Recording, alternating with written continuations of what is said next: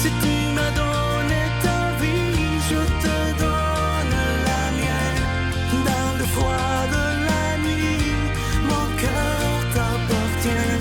Et quand la tristesse arrive, je sais tu es là, toujours près de moi. Bon samedi, bienvenue à votre émission La Victoire de l'amour. J'espère que vous allez bien ce matin. Comme on le fait tous les samedis, on rejoint notre ami, l'abbé Stéphane Roy.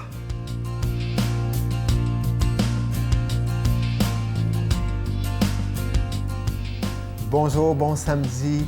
Bienvenue sur les chemins du cœur.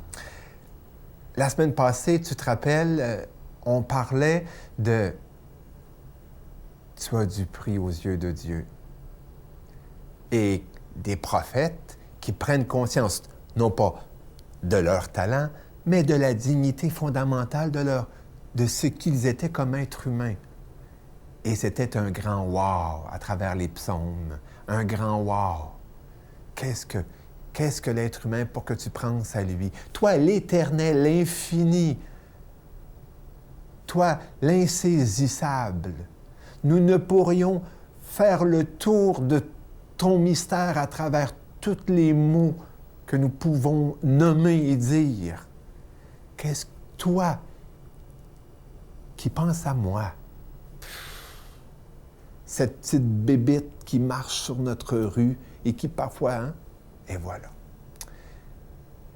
Eh bien, tu sais, dans ma recherche dans la Bible, j'ai pris conscience que cette chose-là, cette prise de conscience merveilleuse, peut parfois être ironisée. Eh oui.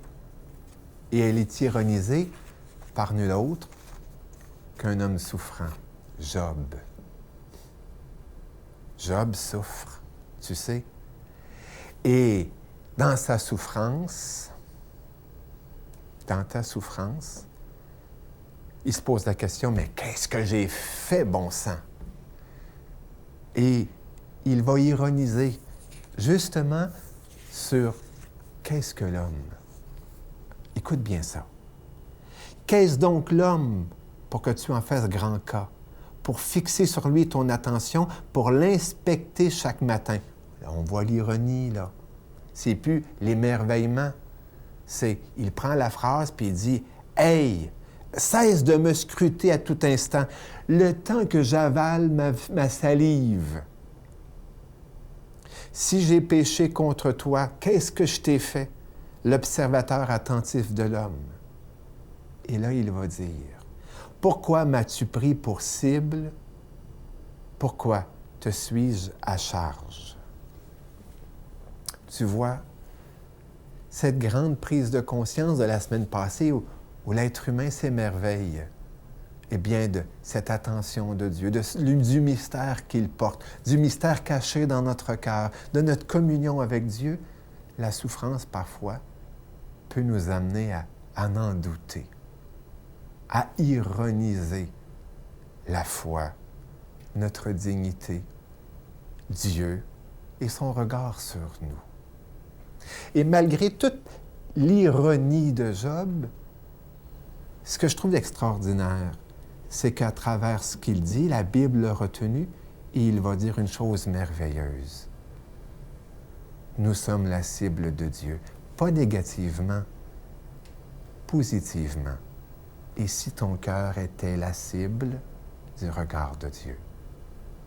Je te laisse là-dessus et on se retrouve la semaine prochaine.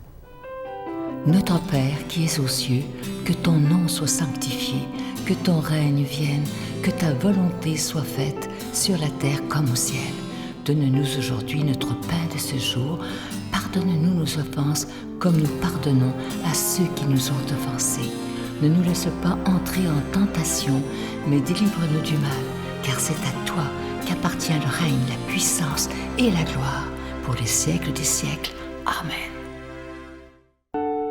Je continuerai à croire, même si tout le monde perd espoir. Je continuerai à aimer, même si les autres parlent de haine. Je continuerai à construire, même si les autres détruisent. Je continuerai à parler de paix, même au milieu d'une guerre. Je dessinerai des sourires sur des visages en larmes. et je tendrai les bras à ceux qui se sentent épuisés. Oui, je continuerai à croire.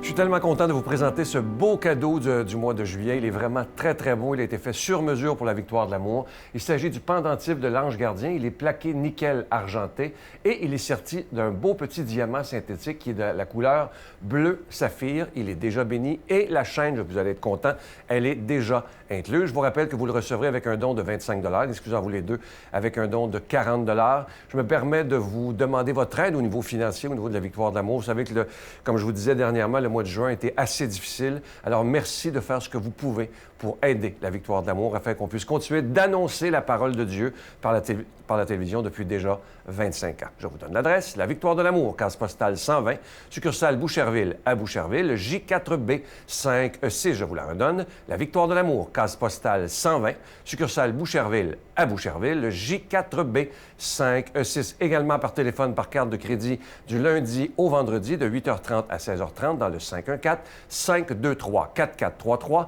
514-523-4433 ou sans frais le 1-888-811-9291, 1-888-811-9291 et aussi sur notre site Internet, le www.lavictoiredelamour.org. Alors, regardez ce bel ange gardien. Il est vraiment de toute beauté. Il est plaqué nickel argenté. Il est serti d'un petit diamant synthétique de couleur bleu saphir et la chaîne est incluse. Je veux prendre le temps de vous remercier de tout cœur de votre grande générosité parce que sans vous, cette émission, elle ne pourrait pas exister. Et imaginez, ça fait plus de 25 ans déjà. Merci de votre générosité et merci aussi de votre prière.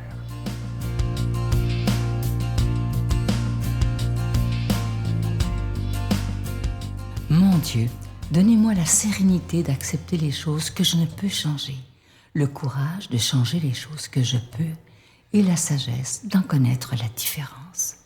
Amen. Aujourd'hui, la parole de Dieu est proclamée par quelqu'un qu'on apprécie beaucoup. Il est pasteur à Trois-Rivières, le révérend Joël Lapierre.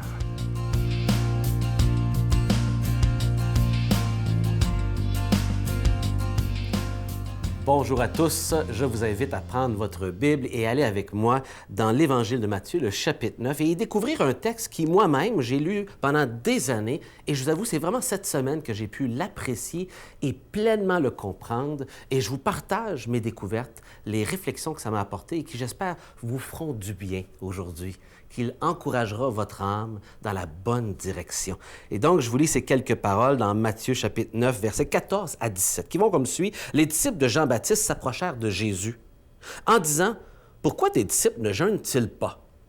Alors que nous, les pharisiens, nous jeûnons. » Jésus leur répondit, « Les invités de la noce pourraient-ils donc faire pénitence ou faire le deuil pendant le temps où l'époux est avec eux? » Ah, une question rhétorique auquel on comprend la réponse.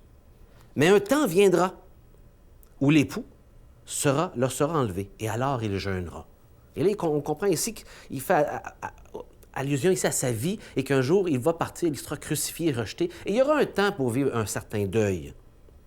Et personne ne coud une pièce d'étoffe neuve sur un vieux vêtement. Qu'est-ce qui va arriver? Et ça va se déchirer. Car le morceau ajouté tire sur le vêtement et le déchire davantage. Et l'on ne met pas non plus du vin nouveau dans une vieille outre. Autrement, l'outre éclate parce qu'il va y avoir de l'expansion et sur celle qui est déjà rétrécie, qui est déjà séchée, ça va fendre. Et donc, ça ne marche pas. Le vin se répand et les outres sont perdues.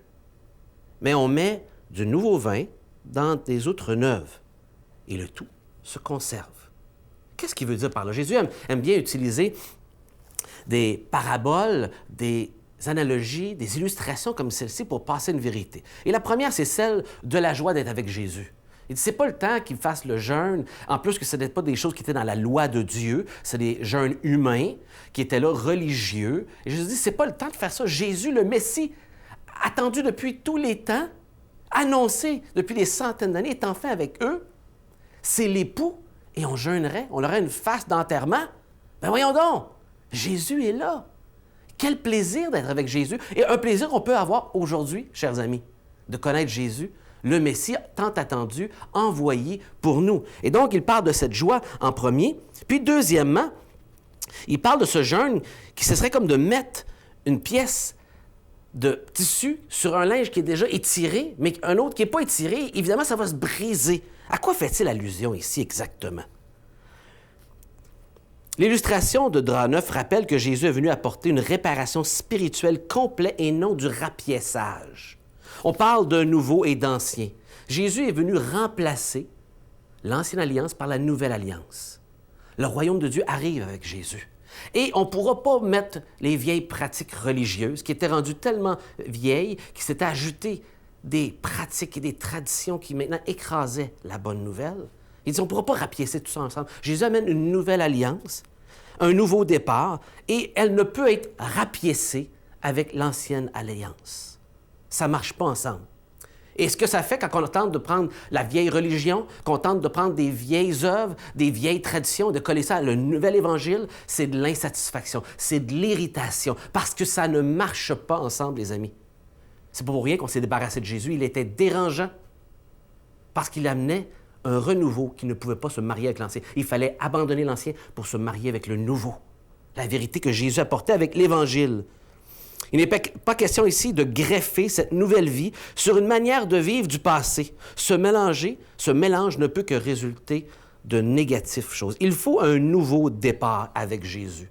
Un nouveau départ qui accepte le passé, de le laisser derrière, la vieille religion, les traditions anciennes, pour marier le nouveau départ avec Jésus. C'est-à-dire d'accepter que tout passe maintenant par Jésus. J'ai plus besoin d'intermédiaire. J'ai plus besoin de sacrifice qui annonce le Messie à venir et un sacrifice qui pardonnerait tous mes péchés. Le sacrifice est fait maintenant en Jésus. Il nous suffit de le saisir, de le croire, de l'accepter pour maintenant bénéficier de cette nouveauté de vie. On devient une nouvelle créature en Jésus. Et donc, on ne peut plus vivre sous l'Ancien régime. Sinon, il y a de l'incohérence, de l'insatisfaction à la vie abondante que Jésus offre. On ne peut marier les deux. Il faut ce nouveau départ. Il ne cadrait pas dans le système religieux et légaliste que vivait le judaïsme à cette époque. Voilà pourquoi il fallait un nouveau départ. Il demeure toujours ce nouveau, un départ qui doit être renouvelé à chaque génération. Avez-vous vécu ce nouveau départ avec Jésus? La vie qu'offre Jésus gratuitement, le pardon des péchés qui passe par la foi et non par un intermédiaire quelconque, que par Jésus, strictement Jésus. Un nouveau départ nécessaire pour tous les êtres humains. Je vous invite à ce nouveau départ, si vous ne le connaissez pas, de croire en Jésus, lui prier, lui parler ce matin, lui confesser vos péchés et lui laisser diriger votre vie sur une nouvelle voie, un nouveau départ. Bonne journée. Je vous salue Marie, pleine de grâce. Le Seigneur est avec vous. Vous êtes bénie entre toutes les femmes, et Jésus, le fruit de vos entrailles, est béni. Sainte Marie, Mère de Dieu, priez pour nous pauvres pécheurs, maintenant et à l'heure de notre mort. Amen.